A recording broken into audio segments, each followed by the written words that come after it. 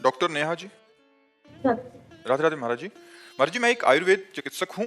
16 वर्ष से राजकीय सेवा में कार्यरत हूँ। प्रभु जी, वर्तमान में मैं अपने सामाजिक, पारिवारिक व राजकीय कर्तव्यों का पालन करते हुए यथासंभव नाम यत संध्या वंदन करने का प्रयास करती हूँ। समय समय पर देव दर्शन, तीर्थयात्र, मौका मिलने पर संत समागम भी करती हूँ। महाराज जी, उम्र के बढ़ते के साथ मन में व्याकुलता बढ़ने लगी है कि क्या मेरे ये सारे प्रयास भगवती लक्ष्य की प्राप्ति के लिए पर्याप्त हैं या नहीं। हमारे प्रयास तो बहुत थोड़े हैं।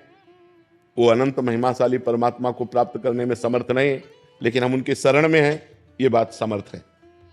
हम शरण में हैं, ये बात समर्थ है भगवत प्राप्ति कराने के लिए। हम शरण में होकर ये प्रयास करें, केवल प्रयास नहीं, भगवान की शरण होकर ये प्रयास करें। हम भगवान के शरण में हैं तो भगवान के द्वारा स्थापित किए हुए तीर्थों का दर्शन करते हैं, देवालयों का दर्शन करते हैं, संतों का दर्शन करते हैं, नाम जप करते हैं। लेकिन ये हमारा प्रयास है। जैसे बच्चा अपना प्रयास करता है, जवान अपना प्रयास करता है, ऐसे ही हम बच्चे की तरह हैं। हमारा प्रयास बहुत थोड़ा है, क्योंकि हमारे द्वारा बहुत पाप हुए हैं, बहुत अनंत जन्मों में अपराध हुए हैं। तो भगवत प्राप्ति हमारे में इतनी सामर्थ्य नहीं कि हम अपने प्रयासों से कर सके।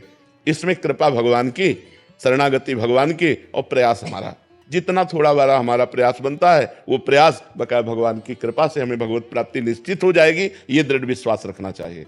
भगवान की कृपा से हमारे को निश्चित भगवत प्राप्ति हो जाएगी, क्योंकि मैं भगवान की शरण में हूँ। प्रयास तो हमारा थोड़ा ही है।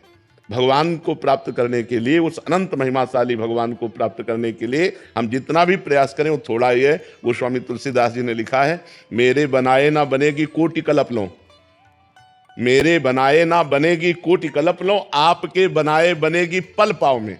पल के चौथाई हिस्से में बात बन जाएगी। अगर हम बनाना चाहें तो करोड़ों कल्प तक लगे तो भी हम नहीं माया से पार पा सकते। हे नाथ, इसलिए आप कृपा कर दो। हे पतित पावन प्रभु, मैं आपकी शरण में हूं, इससे बात बन जाएगी।